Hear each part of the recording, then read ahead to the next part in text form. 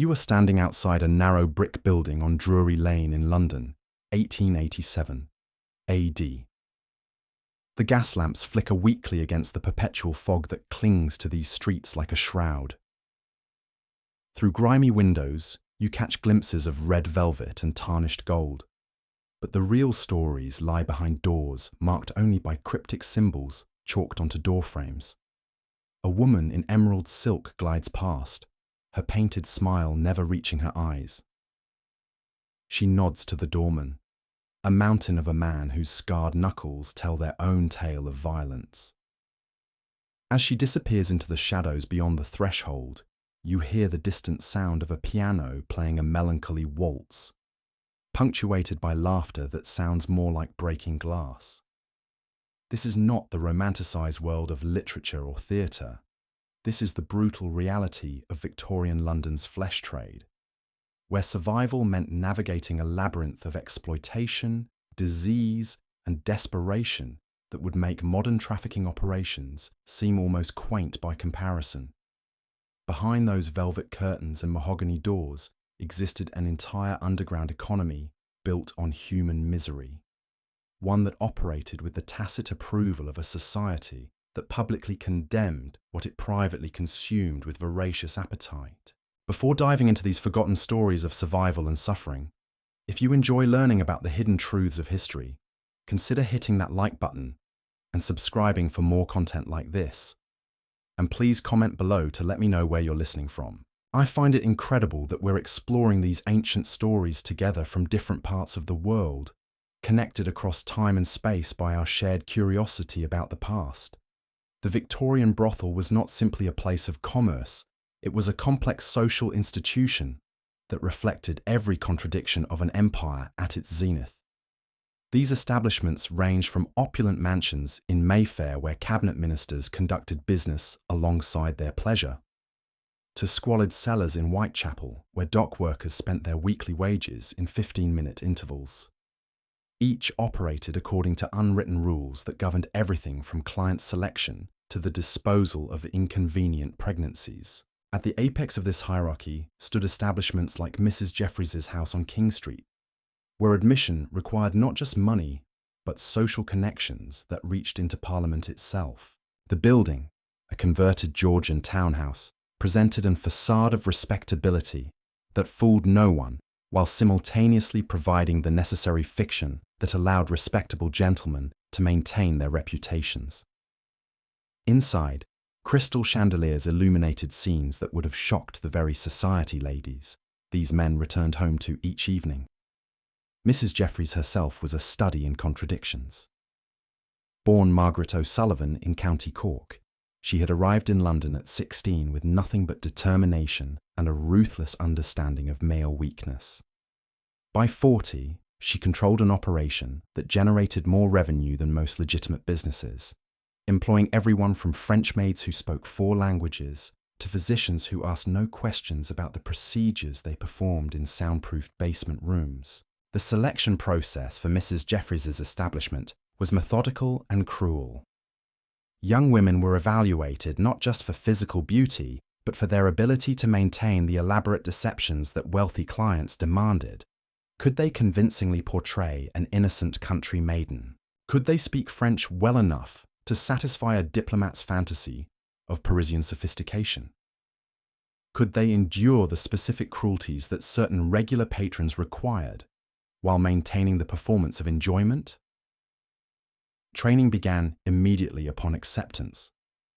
New arrivals were assigned to experienced women who taught them everything from proper table etiquette to the art of concealing bruises with cosmetics. They learned which clients preferred submission and which demanded resistance, which gentlemen wanted intellectual conversation, and which would become violent if a woman displayed too much education. Most importantly, they learned the house rules that governed every aspect of their existence. Rule number 1 was absolute discretion. Names were never used in the presence of clients. Instead, an elaborate system of coded references allowed women to warn each other about dangerous patrons without ever speaking directly. A client who was fond of music was one who enjoyed inflicting pain. someone who appreciated art, had tastes that violated even the flexible moral boundaries of the establishment. These codes, passed from woman to woman like a secret language, often meant the difference between survival and something worse.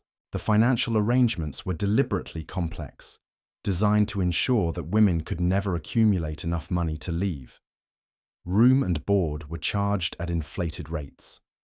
Clothing suitable for entertaining wealthy clients cost more than most people earned in a month.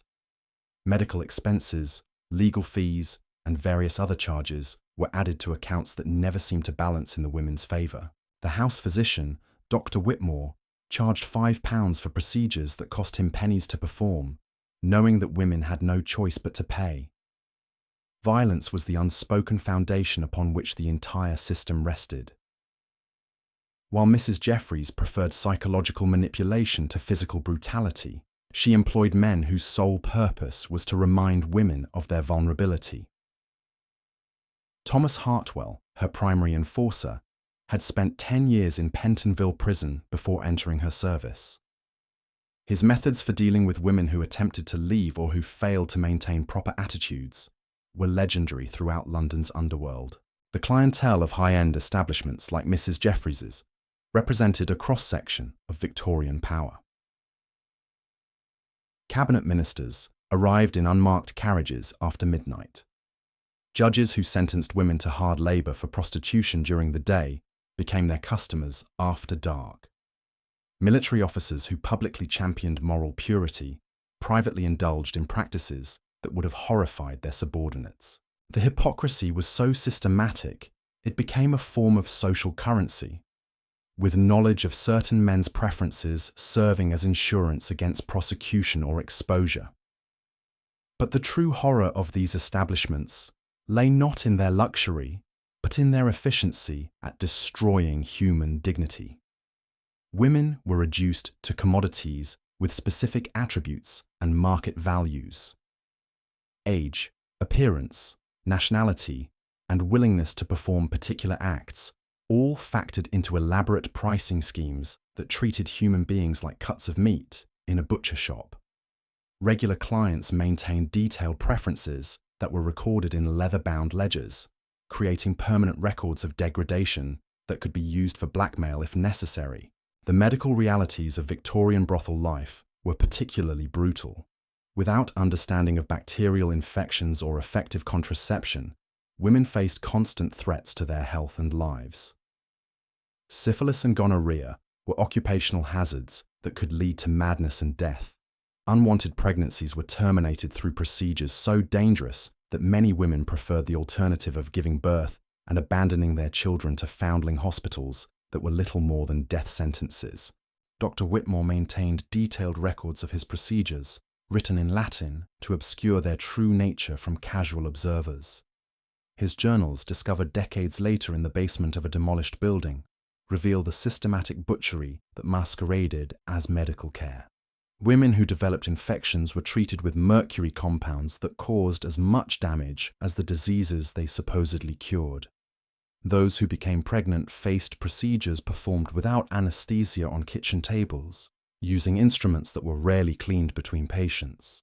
The mortality rate among these women was staggering, though no official records exist because their deaths were rarely reported to authorities. Bodies were disposed of through networks that connected brothels to medical schools hungry for anatomical specimens.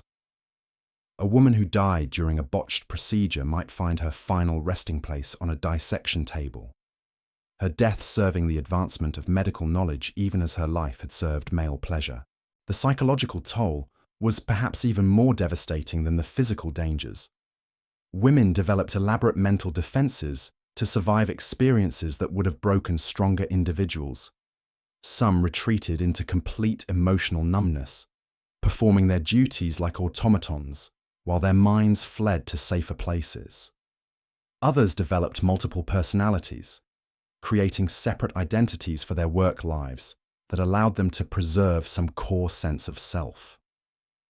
Sarah McKenna, whose diary survived in the archives of St. Bartholomew's Hospital, wrote extensively about the mental strategies she employed to endure her circumstances. She created an elaborate fantasy world where she was an actress playing various roles, never acknowledging to herself that the performances were real.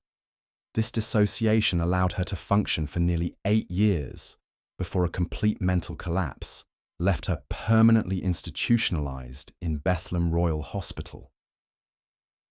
The lower tiers of London's brothel hierarchy operated under even more brutal conditions. In the rookeries of St. Giles and the cellars beneath the docks, women sold their bodies for coins that barely covered their next meal. These establishments lacked even the pretense of luxury that characterized their upscale counterparts. Rooms were shared between multiple women, often with clients present simultaneously. Privacy was non-existent, safety was a luxury no one could afford, and violence was a constant companion. Mother Flanagan's establishment on Ratcliffe Highway epitomized these conditions. The building, a converted warehouse, housed nearly 60 women in spaces designed for a quarter that number. The air was thick with opium smoke, cheap gin fumes, and the stench of unwashed bodies pressed too closely together. Women ranged in age from barely 14 to ancient crones who remained only because they had nowhere else to die. The clientele here consisted primarily of sailors, dock workers, and the desperate poor who couldn't afford better entertainment. These men arrived already drunk, often violent, and rarely concerned with the consent or comfort of their temporary companions. Fights were common, sometimes resulting in deaths that were quickly concealed and forgotten. The Thames provided a convenient disposal method for bodies that might otherwise attract unwanted attention from authorities. Payment in these establishments was often negotiated in goods rather than currency. A woman might trade her services for a bottle of gin, a loaf of bread, or protection from other predators stalking the same streets. The barter system created additional opportunities for exploitation, as women desperate for food or shelter had little bargaining power against men who controlled these basic necessities. The police presence in these areas was minimal and deliberately ineffective. Officers who patrolled the rookeries were either bought off or intimidated into looking the other way. Those few who attempted to enforce the law found themselves transferred to other districts or facing mysterious accidents that served as warnings to their colleagues. The system of corruption extended from beat constables all the way to senior officials who received regular payments to ensure their blindness to activities in certain neighborhoods. Disease spread through these lower-tier establishments like wildfire. Cholera outbreaks were common, though rarely reported in official health statistics. Tuberculosis claimed lives with such regularity that women developed superstitions about certain rooms being cursed. Venereal diseases were so prevalent that they were considered normal rather than exceptional, with women often working while suffering from conditions that would have hospitalized patients in other circumstances. The children born in these places faced fates that defied comprehension. Those who survived infancy often remained within the brothel environment, with young girls gradually inducted into the trade as they reached adolescence. Boys might serve as runners or lookouts before graduating to more violent roles as enforcers or procurers. The cycle perpetuated itself with mechanical efficiency, creating generations of individuals who knew no other way of life. The seasonal nature of London's economy created additional hardships for brothel inhabitants. During winter months, when shipping slowed and construction work ceased, the customer base contracted dramatically while expenses remained constant. Women were forced to accept lower prices and more dangerous clients simply to survive. Many didn't. The mortality rate during these lean months was so high that spring arrivals would find beds available that had been occupied just months before by women whose names were already forgotten. The legal system provided no protection for these women, instead serving as another source of exploitation and terror. Magistrates who sentenced prostitutes during the day often visited them at night, using their judicial power to obtain services at reduced rates or for free. Police raids were carefully orchestrated theatre, designed to appease moral reformers while ensuring that the most profitable establishments remained untouched. The gas lamps still flicker along Drury Lane, But the shadows they once illuminated have long since been replaced by electric lights and modern facades. Yet the echoes remain. In every statistic about human trafficking, in every story of exploitation disguised as opportunity, in every system that treats human beings as commodities, we find the same patterns that governed Mrs. Jeffreys's establishment and Mother Flanagan's cellar. The Victorian brothel was never just about sex. It was about power, about the systematic destruction of human dignity, about a society that created the very conditions it claimed to abhor. These women, whose names were erased from official records, whose bodies were discarded like refuse, whose stories were buried beneath layers of respectable silence, remind us that progress is not inevitable. That civilization's veneer can be terrifyingly thin.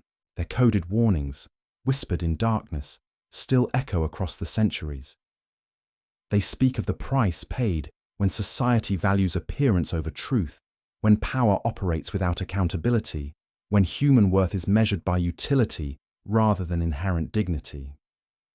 The Victorian age may have ended, but its shadows stretch far longer than we care to admit. These forgotten voices deserve to be heard, not for their shock value, but for their warning. Because the moment we stop listening, the moment we convince ourselves that such horrors belong only to history, we risk discovering that the distance between then and now is far smaller than we ever imagined.